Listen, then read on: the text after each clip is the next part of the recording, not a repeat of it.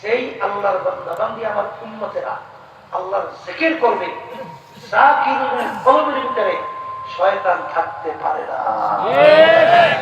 তাহলে কলব থেকে শয়তান তাড়াবার ঔষধ, হাতিয়ার, যন্ত্র কি? জিকির। বলেন আল্লাহর জিকির। আল্লাহর জিকির। কার জিকির? আল্লাহর জিকির। আবার বলেন আল্লাহর জিকির। আবার বলেন আল্লাহর জিকির।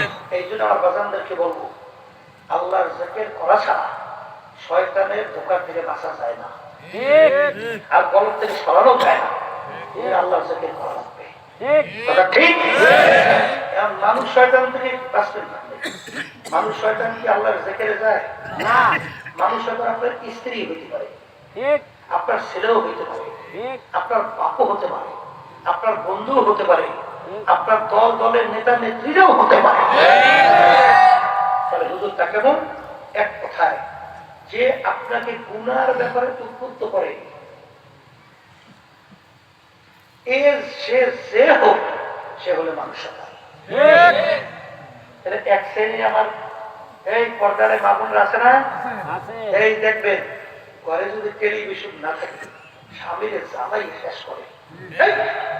এমন একটা ঘর, সবাই ঘরে টেলিভিশন আছে, তোমার ঘরে টেলিভিশন নাই। টেলিভিশন আছে কি দেখে? এতে গুণ হয় না? সব গুণের ব্যাপারে উদ্বুদ্ধ করে। যদিও তোমার স্ত্রী, কিন্তু আসলে মানুষ। এক পদের স্বামী আছে, স্ত্রী আলহামদুলিল্লাহ খুব দিনদার, নামাজি, কিন্তু এত নামাজ নাকি, এত রোজা নাকি, জুলুম করায়, মিথ্যা কেস দেওয়ায়, খুন করায়, টাকা পয়সা এই বিভিন্ন কায়দায় লুটপাট করা, ঘুষ সহ এই সহযোগিতা করায়, এবং বিভিন্ন কায়দায় ক্ষেত্র পুরাণ তৈরি করে। আছে না নাই? এটা মানুষ সাজা। কি মানুষ সাজা থেকে বাঁচবেন কেমনে? আল্লাহ রাব্বুল আলামিন আপনাকে আমাকে বলছেন, নফসে আম্মারা কাকে বলে জানেন? নফস তিন প্রকার। কয় প্রকার? এক নম্বর নফসের নফসে আম্মারা, দ্বিতীয় নম্বর নফসে লাওয়ামা, তৃতীয় নম্বর নফসে মুতমাইন্না। নফসে আম্মারা কাকে বলে?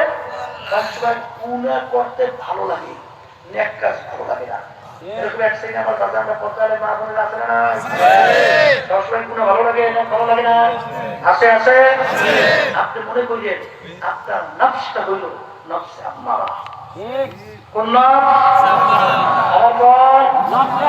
একই তো কোরআনের আয়াত শুনাইছি আমি। আল্লাহ রাসূল বলেন, রাজানা মিন জিহাদিল আসগারি ইলা জিহাদিল আকবার। হে আমার সাহাবারা, ছোট যুদ্ধের থেকে বড় যুদ্ধের দিকে রওনা করলাম। বড় যুদ্ধ কোনটা? আল্লাহ রাসূল সাল্লাল্লাহু আলাইহি ওয়াসাল্লাম বলেন, নফসের সঙ্গে জিহাদ করা এর চেয়ে বড় যুদ্ধ। এজন্য কিতাবের ভিতরে আছে, মান আরাফা নাফসাহু ফাকাদ আরাফা রাব্বাহ। যে নিজের নফসের পরিচয় লাভ করতে পারবে, সে আল্লাহর পরিচয় লাভ করবে।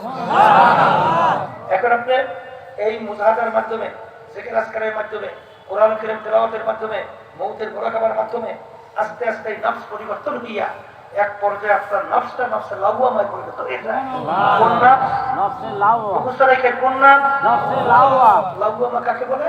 গুনাহ করার সময় চুপ থাকে, গুনাহ হওয়ার পরে ভিতরে আফসোস তৈরি হয়, গুনাহটা কেন করলাম, কেন করলাম, এরকম হয় না? হয় না? এই নফসটার নাম কি? বলে নফসে লাওয়ামা। মুজাহাদার মাধ্যমে আস্তে আস্তে এই নফস পরিবর্তন হইয়া নফসে মুতমাইন্নায় পৌঁছে যায়। নফসে মুতমাইন্না কাকে বলে? বলে নেক কাজ করতে পারে, গুনার কাজ ছাড়তে পারে।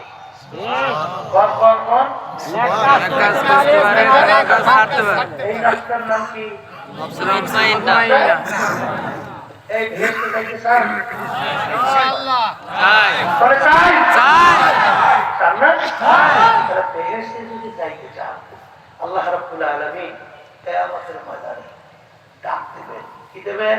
ডাক দেবেন। ইয়া আইয়াতুহান নাফসুল মুতমাইন্না ইরজিই ইলা রাব্বিকি রাদিয়াতাম মারদিয়া ফাদখুলি ফি ইবাদি ওয়াদখুলি জান্নাতি। আল্লাহ রাব্বুল আলামিন কিয়ামতের ময়দানে ডাক দেবেন কোন নফসদেরকে? নফসে মুতমাইন্না।